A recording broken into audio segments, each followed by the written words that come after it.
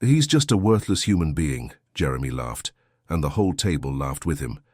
My grandson, my blood, mocking a man who'd served beside my fallen brother, a man who works dawn to dusk, hauling our garbage, while my family sneers from fine china. I demanded he apologize. He rolled his eyes and reached for the gravy. But what shattered me wasn't just the insult, it was the silence. No one stood with me. Not my daughter, not my son-in-law, just quiet agreement with Jeremy's smirk. They humiliated Carl, they humiliated me. But I built this family on sweat and steel, and they forgot that. So Monday morning, Jeremy's MBA hands went to work on a garbage route, and the man he mocked, he had a story Jeremy wasn't ready to hear. And I planned to make sure he'd hear it. My name is Arthur Whitaker, and I'm 75 years old. After 40 years managing the factory floor, I now spend my days tending my modest colonial home and hosting our family's traditional Thanksgiving gatherings. My grandson Jeremy, once a sweet boy, but now a sharp-tongued MBA student, sits at my table making snide remarks about the help, while my daughter Susan, his mother, pretends not to notice. The warm scent of roasted turkey fills the air as late autumn light catches the brass hands of my old army pocket watch on the mantel. Most folks around here still remember me as Foreman Whitaker, especially Carl, our garbage man, who served in the same unit as my late brother James. My fingers drum against that watch case whenever Jeremy's arrogance flares up. But let me start from the beginning. That Thanksgiving morning started like they all did, perfect or close enough to fool you. The early sun caught the china cabinet just right, making Susan's grandmother's plates shine like new money. I'd been up since 5, fussing with the turkey, making sure everything was exactly how we'd always done it. You know how traditions get under your skin after all those years? The smell of sage and butter, the way the good tablecloth falls just so. It becomes part of who you are. My daughter Susan and her husband Tom arrived first with Jeremy, then the cousins started filtering in. We had our usual dance around the kitchen, everybody knowing their parts. Alice bringing her famous cranberry sauce, Mike carving the turkey like his father taught him, the younger ones setting out place cards I'd written in my best penmanship. The warmth in that room, I tell you, it was everything I'd worked my whole life to build. Looking down that table, seeing 3 generations passing dishes back and forth, hearing the mix of old stories and new achievements, well, it did something to my chest, made me feel like maybe I'd done right by them all. Then I heard the familiar rumble of the garbage truck outside. Carl was working his regular route, even on Thanksgiving. That's the kind of man he is, reliable as sunrise. Through the dining room window, I watched him guide that big truck up to our curb. He caught my eye and gave that slight wave of his. Nothing showy, just a working man's acknowledgement of another, the same way we used to nod across the factory floor. That's when Jeremy leaned back in his chair, that MBA student smirk playing across his face. "Look at that garbage man waving like he matters," he said, voice pitched to carry. "Why bother? He's just a worthless human being." The words hit the table like a hammer on glass. A few of the younger cousins snickered, that ugly laugh people use when they think cruelty makes them clever.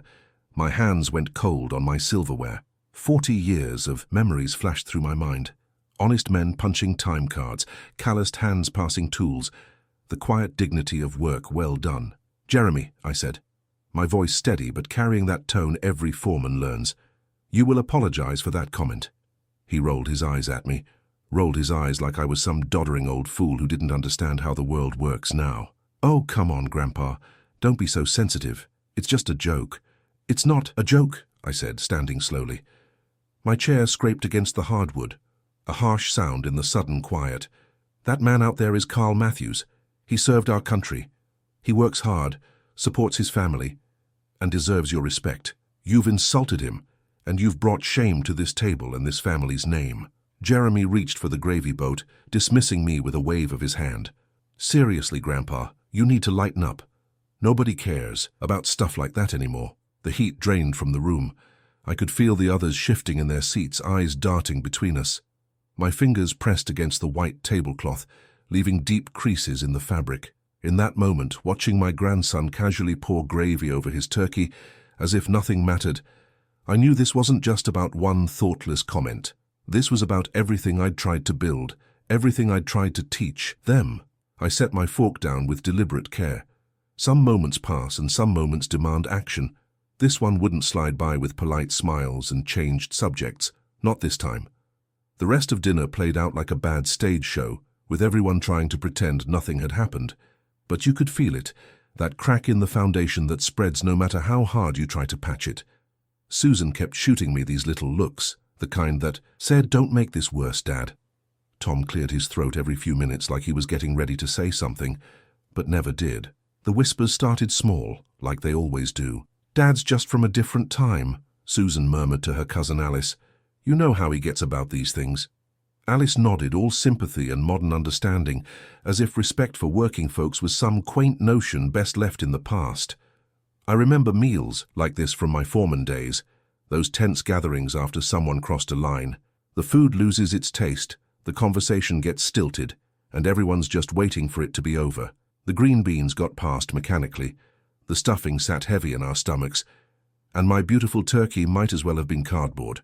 You know what really got to me? The jokes. Not the obvious ones, those you can fight. No, these were the subtle kind, wrapped in clever words that made the younger ones laugh while the older folks pretended not to hear.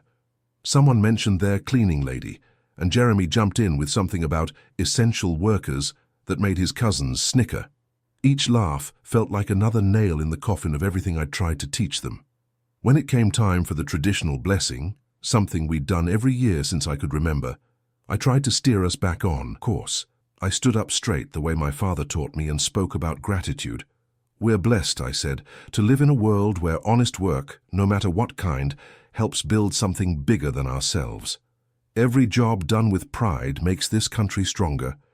The glazed looks hit me like a physical blow. Jeremy actually checked his phone under the table. My words, the same ones that used to make heads nod in understanding, now floated, away like smoke. And that grandson of mine, he caught my eye and smiled. Not a warm smile, mind you. The kind that says, "I've won, old man, and we both know it." The cleanup was my refuge, always had been. Something solid about the ritual of it, scraping plates, stacking dishes, running hot water until steam fogged the windows. My hands knew every move by heart, but this time, each dish felt heavier than the last. Each fork I dried was another reminder that letting this moment pass would change everything. Not just for me, but for all of us. I watched the November dusk press against the kitchen window, turning the glass into a mirror. Saw myself there, silver hair, lined face, shoulders still straight despite everything. Behind me, the dining room stood empty except for Jeremy, sprawled in his chair, still talking about his MBA program to anyone who'd listen. That's when I knew. Clear as a bell on a cold morning. This wasn't about my pride or his arrogance. This was about inheritance, not money or property, but something worth far more. The respect for honest work that my father taught me, that I'd tried to pass down. If I didn't act now, that inheritance would slip away like water through cupped hands. I dried the last plate, set it in the cabinet with the careful precision age teaches you. Then I walked back to where Jeremy sat. "Say," I kept my voice casual, "I could use some help next week. Got a few errands to run, and these old arms aren't what they used to be. Would you mind lending a hand, just for a few days?" Jeremy looked up, that same superior smile playing at his lips. "Sure, Grandpa. I've got a break from classes anyway. Wouldn't want you hurting yourself trying to do too much." I nodded, letting him think he was doing me some grand favor. "Monday. Morning then. Early start. Lots to do." "Whatever you need," he said, already turning back to his phone. I dried my hands slowly on the dish towel, each movement deliberate. Monday's route was already set in my mind, arranged through a few quiet phone calls to old friends who understood about teaching lessons. Carl would be waiting, and so would that MBA student's education in real worth. Monday morning hit like a slap of December wind. I stood at the curb watching my breath cloud in the dark, waiting for Carl's truck to round the corner. The streetlights caught his orange safety vest first, then the bulk of the garbage truck emerged from the shadows, running lights blinking steady as a heartbeat. Jeremy slouched beside me, hands stuffed in his designer jacket pockets. He'd shown up wearing leather shoes worth more than my first car. I hadn't said anything. Some lessons need to teach themselves. The diesel engine rumbled to idle, and Carl swung down from the cab. Even in the dim light I could see the same quiet dignity in his movements, that I'd noticed every week for years. He nodded to me, then looked at Jeremy without a hint of recognition or resentment. "Carl," I said, keeping my voice light, "this is my grandson Jeremy. Thanks for letting him ride along this week, getting harder for these old bones to help out like I used to." Carl's weathered face creased in a small smile. "Always glad for an extra hand, Mr. Whitaker." He reached into the cab and pulled out a pair of thick work gloves. "Here, you'll want these." Jeremy took them like they might bite. "Thanks, but I've got it covered." He flexed his fingers, showing off what looked like fancy workout gloves. Latest tech. Moisture wicking. I caught Carl's eye and gave a tiny shake of my head. We'd talked this through last night over the phone, mapped out exactly how to handle things. Carl would keep it professional, let the work do the talking. No mention of Thanksgiving unless Jeremy brought it up first. "Your call," Carl said mildly. He gestured to the truck. "Shall we?"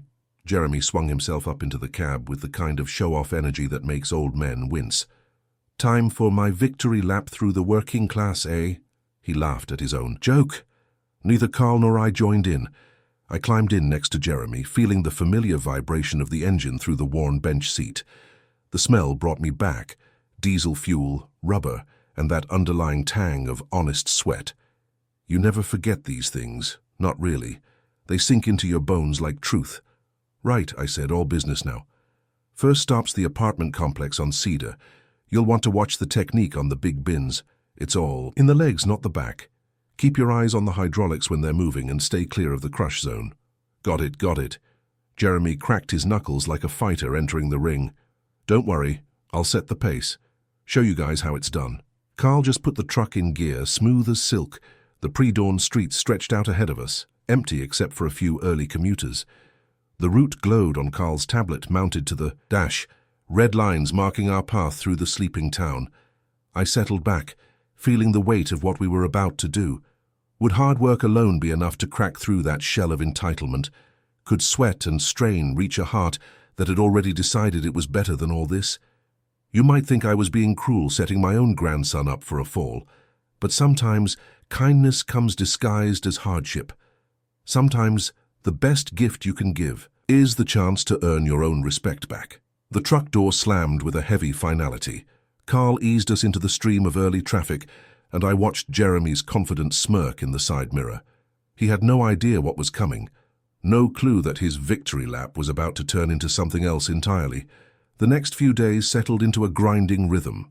Tuesday morning caught us in a light drizzle that turned cardboard boxes into soggy mush. Jeremy's designer shoes weren't looking so fancy anymore, spotted with coffee grounds and who knows what from leaky bags. "Watch the splash zone," I warned him as he wrestled with a particularly heavy bin. "These things can—" Too late. The lid popped open, and a spray of rainwater mixed with garbage juice caught him right in the chest. His face twisted like he'd bitten into a lemon. "This is ridiculous," he muttered, wiping at his jacket. "There has to be a better system." Carl just kept working his side of the street, movement smooth as clockwork. No wasted motion, no complaints, just the steady in-and-out pattern of a man who knew his trade. I caught Jeremy studying him when he thought no one was looking, trying to match that efficient rhythm. By Wednesday, Jeremy had learned to position his feet just so, to let the bin's weight work with him instead of against him. The hydraulic controls weren't giving him trouble anymore, but every time he got something right, he'd feel the need to remind us how simple it all was. "Anyone could do this," he said during our lunch break, picking at a sandwich with gloved hands. "It's not exactly rocket science." I thought about my years on the shop floor, watching new hires come in full of swagger and leave humbled by precision machinery that didn't care about their college degrees. But I kept quiet. Let the work do the talking. The scent of last night's dinners and today's coffee grounds filled the truck cab as we rolled through familiar neighborhoods. Funny how some smells never change. Brought me back to my first job as a teenager, hauling ice blocks in summer. Same honest sweat, same aching muscles at day's end. My phone buzzed around mid-morning. A text from Jeremy's mother. "Don't forget, Jay has that big speech Friday. Role models for the whole school. Hope this work thing wraps up by then." I felt something sink in my gut. The school speech, a perfect platform for Jeremy to double down on his assumptions about worth and work. I could just see him up there, all polished and proud, telling a room full of impressionable kids about rising above manual labor. "Something wrong?" Carl asked quietly, while Jeremy struggled with a stuck lid down the block. I showed him the text. His expression didn't change, but I saw understanding in his eyes. We were running out of time. The rest of Wednesday blurred past in a parade of bins and bags. Jeremy's arms trembled a bit by end of shift, though he tried to hide it. His swagger had developed a definite limp, but that core of arrogance, still there, wrapped in tired muscles and pride. Between stops, I caught fragments of him practicing his speech under his breath. Lots of talk about achieving your potential and aiming higher. Each word felt like another second, ticking away on a clock we couldn't slow. Thursday would be our last route together. One more chance to crack through that shell before he took that microphone. One shot at an honest conversation that might make him see Carl and himself differently. You might think 3 days of hard labor would be enough to teach anyone humility. But some lessons need more than sweat to sink in. They need a moment of truth, a clear mirror held up to show who you really are. And watching Jeremy lean against the truck at day's end, exhausted but still somehow above it all, I knew we hadn't found that moment yet. "Good work today," Carl said as we pulled into the depot. Simple words offered without judgment. Jeremy's reflexive smirk flickered just for a second, like maybe deep down, part of him was starting to understand the value of praise earned through actual effort. But then his phone chirped, probably another text about Friday's speech, and that familiar mask of superiority slipped right back into place. The rain started before dawn on Thursday, turning everything slick and miserable. Not the gentle kind that makes you philosophical. This was the type that finds every gap in your collar and works its way down your spine. Perfect weather, foretesting what 2 days of hard work had actually taught my grandson. You ever notice how rain has a way of showing people's true colors? Some folks hunker down and power through. Others look for someone to blame for their discomfort. I knew which category Jeremy fell into the moment he stepped out of his car. Designer jacket pulled tight against the weather. His face said it all. This was beneath him, and he wanted everyone to know it. "Could have picked a better day," he muttered, watching Carl prep the truck through sheets of rain. "Work doesn't wait for perfect weather," I said, handing him his gloves. "Never has." The first few stops were brutal. The rain turned cardboard to mush and made every bin twice as heavy. My hands remembered this kind of work, the way cold metal bites through wet gloves, how your fingers start to go numb around the edges. Jeremy's technique fell apart as he rushed, trying to spend as little time as possible in the downpour. "Slow down," Carl called out after a particularly sloppy dump. "Rather do it right than do it twice." Jeremy's response was a snort and an eye roll that took me right back to Thanksgiving dinner. 2 days of progress washing away in the rain. Around mid-morning I spotted a diner up ahead, one of those places where the coffee's always hot and the waitresses know half the customers by name. The kind of spot where working men could find a moment's peace. "Let's take 5, I suggested, nodding toward the warm windows. "Get some coffee in us." Jeremy looked at me like I'd suggested we eat off the street. "Coffee with trash guys?" He forced a laugh. "Think I'll pass. Wouldn't want to make it a habit." Just like that, we were back to square one. The casual cruelty in his voice made my jaw clench so tight I could hear my teeth creak. Carl kept his eyes forward, focused on the road ahead, but I saw his knuckles whiten on the steering wheel. The rest of the morning crawled by in cold silence, broken only when Carl pointed out safety concerns. "Watch that cross traffic. Mind the overflow." Professional to the core, refusing to rise to the bait. I wanted to grab Jeremy by the shoulders and shake some sense into him, make him see what he was throwing away. Not just the chance to learn something, but the chance to be something better than what he was showing us. But I'd been young once, been proud. I knew how direct confrontation would play out. He'd dig in deeper, wrap that arrogance around himself like armor. No, we needed something else. Something that would crack through that shell of superiority from an unexpected angle. While Jeremy struggled with a particularly heavy bin, I watched Carl guide the hydraulic arm with the precision of someone who'd mastered his craft. There was a story there, I could feel it, the kind of story that might just reach a young man who thought he had all the answers. The shift ended with us all soaked to the bone, Jeremy practically running for his car the moment we pulled into the depot. I caught Carl's eye and gestured toward the back of the truck. He nodded, understanding. We stood there in the rain, beside the hissing hydraulics, two old men who'd seen enough of life to know its sharp edges. "I need a favor," I said, water dripping from my hat brim. "If he asks, if he shows even a spark of real curiosity, tell him your story. The whole thing." Carl looked up at the weeping sky, then back at me. Something shifted in his expression. "One honest question," he said finally. "That's all it'll take. I'll tell him everything." I walked home in the rain, feeling time slipping away like water through my fingers. Tomorrow morning, Jeremy would stand at that microphone, ready to spread his gospel of easy contempt. We had hours, not days, to turn this around. Friday morning came in like an old photograph, all grays and soft edges. I'd arranged one last short route before Jeremy's big speech, hoping whatever seeds we'd planted might sprout in these final hours. The cab felt different that morning. Maybe it was the way Jeremy's shoulders had lost some of their square set, or how his usual stream of commentary had dried to a trickle. I kept my own words sparse, dropping little observations here and there like breadcrumbs. "Notice how Carl always steps down facing forward?" I said as we watched him work. "Same way every time." Jeremy grunted, but I caught his eyes tracking Carl's movements. "Kind of reminds me of my army days," I added. Then let the silence do its work.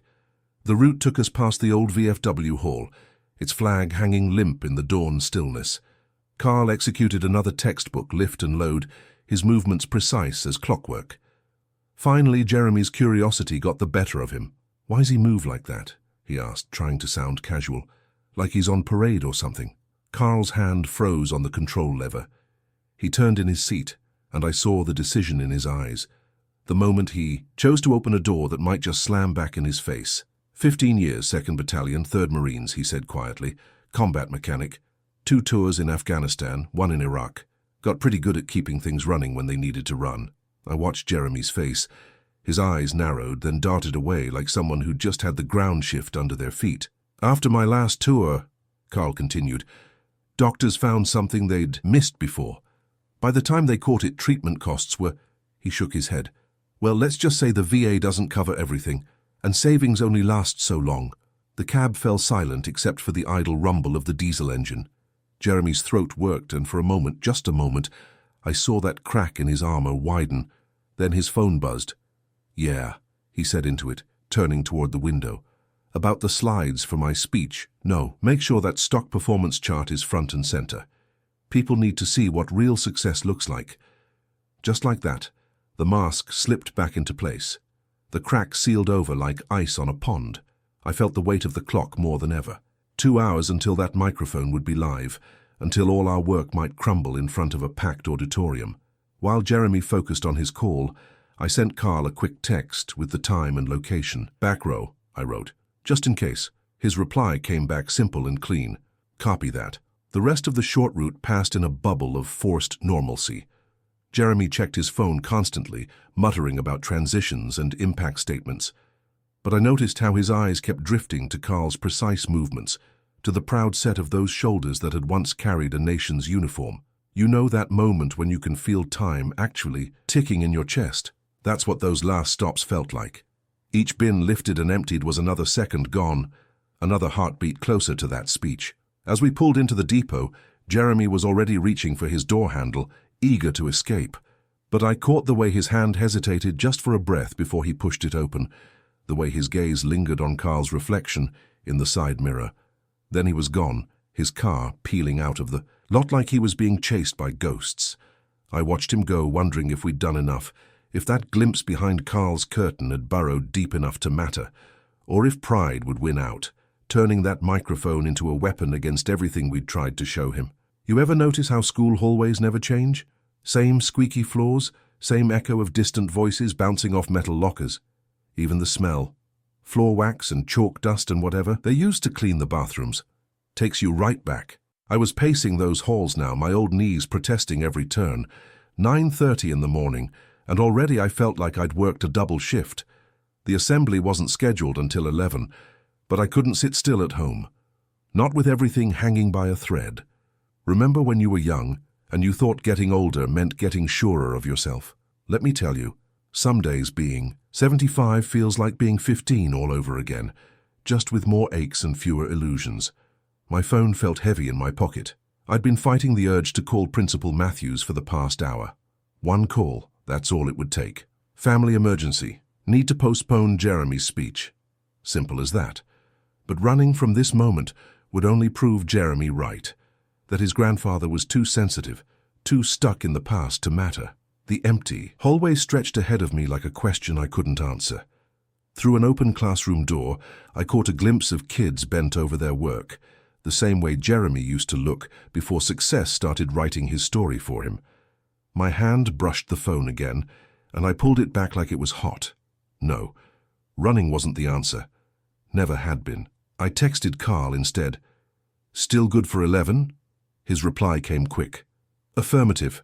Back row, right side." That's what I've always loved about military men. They understand position and timing. Carl would be there, invisible until needed, ready to stand if truth required it. I headed home for a bit, needing something solid to hold on to. You know those moments when your whole life seems to pivot on a single hour. That's what this felt like. My house was quiet when I walked in, just the tick of the old kitchen clock marking time. I stood at the mantel, looking at that army pocket watch I'd earned so long ago. Hadn't touched it since Thanksgiving, since Jeremy's words had made me question everything I thought I'd built. The watch's brass case caught the morning light, and I swear I could hear my old drill sergeant's voice, "Stand your ground, soldier, trust the work." My phone buzzed, a social media notification from my cousin Linda. "Can't wait for Jeremy's big speech. He says it's going to separate the winners from the losers once and for all." My stomach clenched. 1 week of hard work, of trying to show him real dignity, and here he was, planning to double down on that same cruel arrogance. The whole thing was balanced on a knife edge now. One wrong move, from me, from Carl, from Jeremy himself, and this could all backfire spectacularly. Instead of learning humility, he might end up more convinced than ever of his own superiority. I touched the watch one last time, feeling its steady weight. Then I grabbed my jacket and headed for the door. I had one line ready, just in case silence wasn't enough. Respect isn't inherited. It's earned every day by every one of us. Maybe it would be needed, maybe not. But standing there in my front hall, I realized something. I wasn't afraid anymore. Whatever happened in that auditorium, truth would have its say. The drive to school was quick. Too quick, really. As I parked, I saw students filing into the building, their voices carrying across the lot. Somewhere in there, Jeremy was probably rehearsing his speech, polishing those sharp edges he thought made him look strong. I straightened my tie, checked my watch, the regular one, not the army piece, and headed for the entrance. 10:30. 30 minutes until the moment of truth. You ever notice how time feels different when you're waiting for something big? Those last few minutes before Jeremy's speech seemed to stretch like taffy, each second taking its sweet time to pass. The auditorium hummed with that special kind of energy you only get before student presentations. Parents shuffling programs, teachers herding stragglers into seats, kids whispering and pointing at their phones. The fluorescent lights gave everything a harsh, unforgiving edge, the kind that makes you see every detail whether you want to or not. I found my spot, 3rd row from the back, right on the aisle. Perfect view of both the stage and Carl, who'd settled in near the exit door, wearing what looked like an old Carhartt jacket. If you didn't know to look for him, you'd never pick him out from any other parent there to support their kid. The pocket watch in my jacket felt heavier than usual. I'd grabbed it at the last minute, not really knowing why. Maybe as a reminder of what real pride feels like, the kind you earn, not the kind you claim. Jeremy stood off to the side of the stage, fiddling with his note cards. That blazer of his probably cost more than my first month's salary at the plant, but right then it looked too big on him, like he was playing dress-up. Still, when he caught his friend's eyes in the front row, that familiar smirk appeared. You know, the kind that says, "Watch me show them all." "Ladies and gentlemen," the principal stepped up to introduce the speakers. "Our next presenter has quite the list of achievements." I let the words wash over me as she rattled off Jeremy's accomplishments. Debate team captain, business club president, early acceptance to some fancy college back east. Each one true, each one earned, and each one, somehow, having led him further from understanding what really matters. My fingers found the watch chain in my pocket. The metal was warm now, like it was alive. Tick, tick, tick. Time moving forward, no matter how much we might want it to slow down or speed up. Carl shifted in his seat, adjusting his position like a soldier at parade rest. When our eyes met, he gave me the smallest nod. Just that, nothing more. But I knew what it meant. Hold steady. Let it play out. The principal's voice rose for the final introduction. And now please welcome Jeremy Whittaker, speaking on role models, the markers of true success. My grandson stood, straightened his tie, and started toward the podium. His shoes made sharp little sounds on the wooden stage. Tap, tap, tap, like a countdown. The audience settled into that expectant quiet you get right before someone starts speaking. Jeremy reached the microphone, adjusted it with practiced ease. His note cards landed on the podium with a soft snap. I watched his chest rise with that first deep breath speaker's take. His mouth opened, ready to deliver that first line, the one I knew would either break my heart completely or, well, I tried not to hope too hard for the or. The pocket watch ticked once more in my hand. Time to let the microphone do its work. Looking back, I still can't believe how much changed in the next few minutes. But that's the thing about moments of truth. They don't ask permission before they arrive. They just show up and demand to be dealt with. Jeremy's eyes swept the room, found his friends, then drifted up toward the back where Carl sat, quiet and steady as a mountain. For just a second, so quick I almost missed it, my grandson's confident smile flickered. Then he leaned toward the microphone, and everyone, including me, leaned forward to hear what came next. The microphone caught a soft squeal of feedback as Jeremy cleared his throat. I could see his fingers tap the edge of his note cards, once, twice, like he was keeping time with some internal metronome.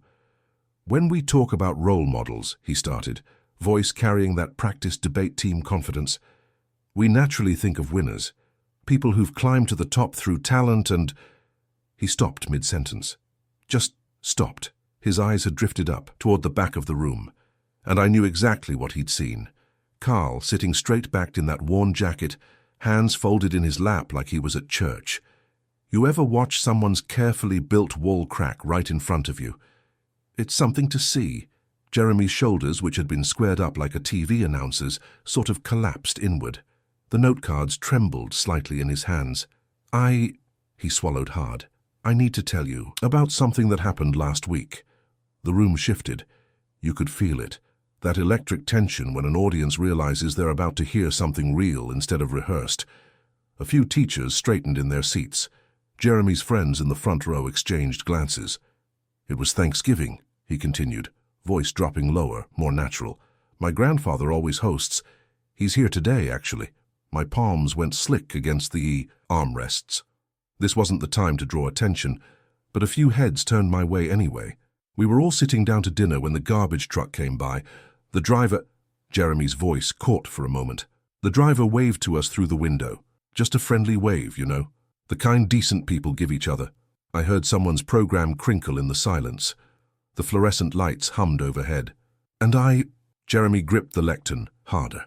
I said something cruel, called him worthless. Made it loud enough for everyone to hear, like I was proud of it. A sharp intake of breath from somewhere near the door. One of Jeremy's friends stopped mid-text, fingers frozen over their phone. The room had gone so quiet, you could hear the wall clock ticking. My grandfather told me to apologize. I didn't. I laughed it off. Treated him like he was the one who didn't get it. Jeremy's knuckles were white on the wood now, but he got it better than anyone. I kept my breathing steady, though my heart was hammering hard enough to shake the pocket watch in my jacket. This was the moment, the one that could go either way. Kids can be brutal when someone shows vulnerability. One laugh, one snicker, and the whole thing could turn mean. See, I spent this week working that route, Jeremy said, learning what it really means to do, honest work, to show up before dawn, to lift and haul and keep going no matter the weather, to do a job that keeps our whole town running, even while people like me, he shook his head. People like I was, looked down on it. A teacher in the second row dabbed at her eyes with a tissue.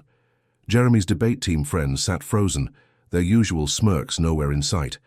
The judgment in the room was shifting, but not the way they'd expected. Not toward the job or the work, but toward the arrogance that had mocked it.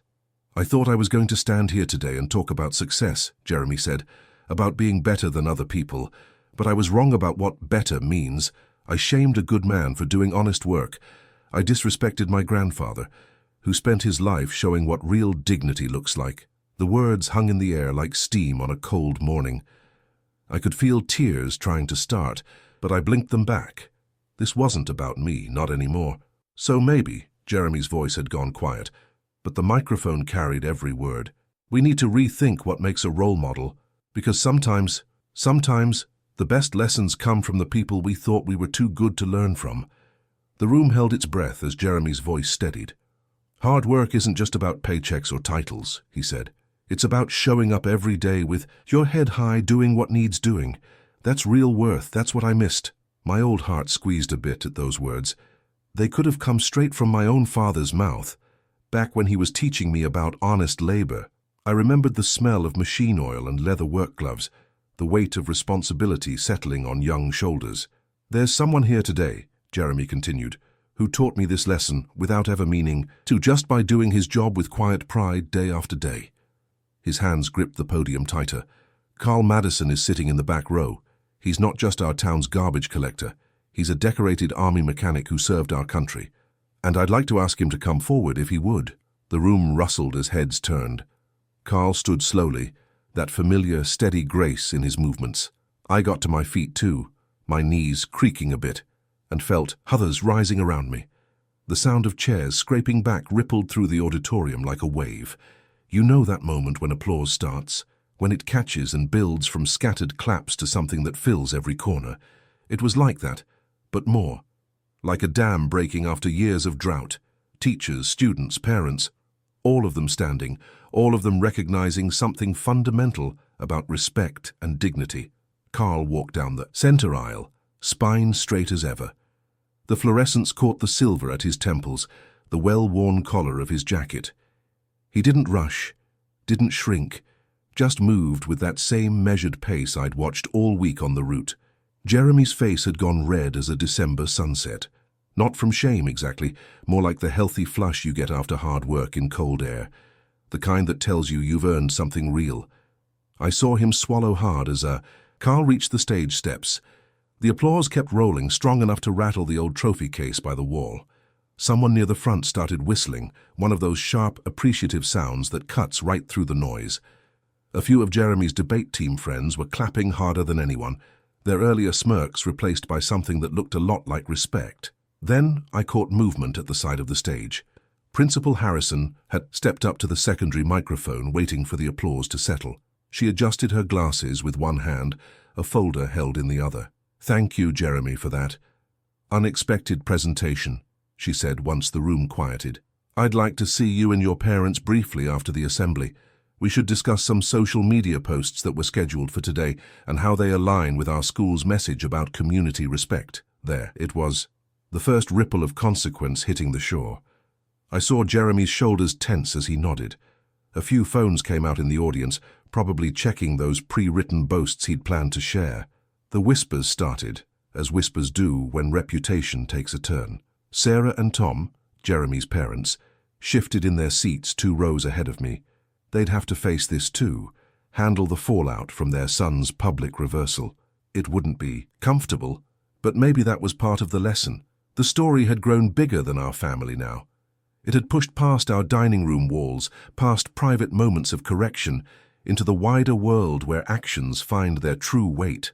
I let out a breath I hadn't known I was holding, feeling the pocket watch tick steadily against my chest.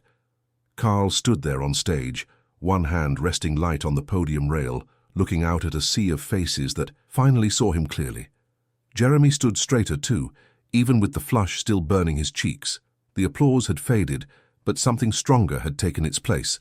Understanding, maybe, or recognition of what really matters. The afternoon sun slanted through my living room windows, painting everything in that soft golden light you only get in late fall, the kind that makes even simple things look valuable. Sarah and Tom sat together on the couch, their shoulders touching like they needed the support. Jeremy perched on the edge of the armchair, still in his presentation clothes, but with his tie loosened. You ever notice how a room feels different after something big shifts?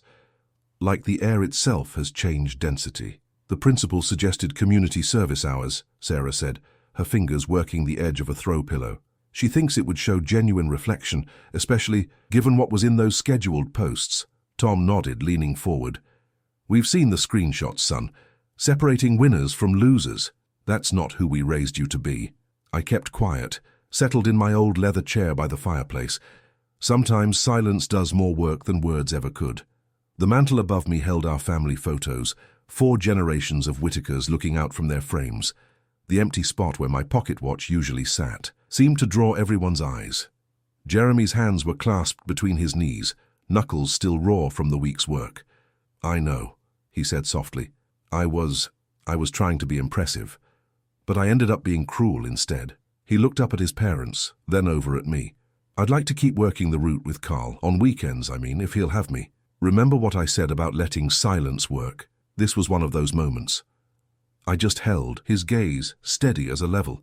The school wants 20 hours of service, Sarah continued. But if you're serious about the route— I am, Jeremy cut in, then caught himself, softened his tone. Sorry.